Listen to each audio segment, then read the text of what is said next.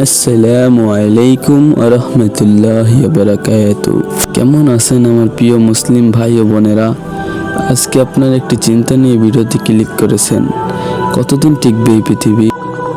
ভাই ও বোনেরা, আমি তো বলতে পারবো না কবে হবে কিয়ামত, কতদিন থাকবে এই পৃথিবী। তা একমাত্র আমাদের প্রভু আল্লাহ তাআলাই জানেন, আর সে বড় কেউ জানে না। কিন্তু দয়াময় আল্লাহ আমাদেরকে একা ফেলে দেননি, তিনি আমাদের কাছে পাঠিয়েছেন তার প্রিয় হাবিব, আমাদের প্রাণের চেয়েও প্রিয় কলিজার টুকরো নবী মুহাম্মদ সাল্লাল্লাহু আলাইহি সাল্লামকে। আর সেই প্রিয় নবীর মুখ থেকে আমরা জেনেছি কিয়ামতের কিছু চিহ্ন বা আলামত।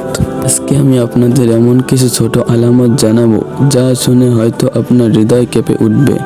আপনি নিজেই বুঝতে পারবেন কিয়ামত আর কত কাছে এসে গেছে। প্রথম আলামতেই ছিল নবীর ইন্তেকাল। হ্যাঁ ভাই ও বোনেরা, আমাদের প্রিয় নবীর ইন্তেকাল, এটাই কিয়ামতের শুরু। তখনই শুরু হয়েছে শেষের গতি। আর দেখুন আরব দেশগুলো, যারা একসময় গরিব ছিল, চরম দরিদ্রে তাদের দিন কাটতো, তারা আজ পৃথিবীর সবথেকে বড় উঁচু বিল্ডিং বানাচ্ছে। আর বুর্জ খলিফা তার সবথেকে বড় প্রমাণ। রাসূল সাল্লাল্লাহু আলাইহি সাল্লাম বলেছেন, মসজিদ হবে রাজপ্রাসাদের মতো। আজ আমরা কি তা দেখছি না?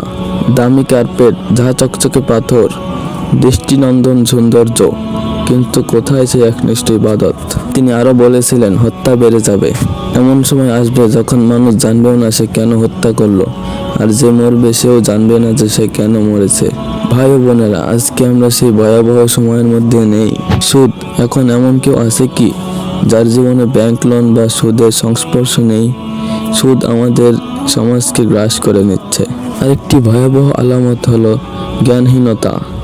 মানুষ পড়তে লিখতে পারবে, ডিগ্রি থাকবে, সার্টিফিকেট থাকবে, কিন্তু সত্যিকারের জ্ঞান থাকবে না, অন্তরের আলো থাকবে না। ভাই ও বোনেরা, এগুলো কোনো কল্পনা নয়, এগুলো সেই প্রিয় নবীর ভবিষ্যৎবাণী, যিনি মিথ্যা বলতে জানতেন না।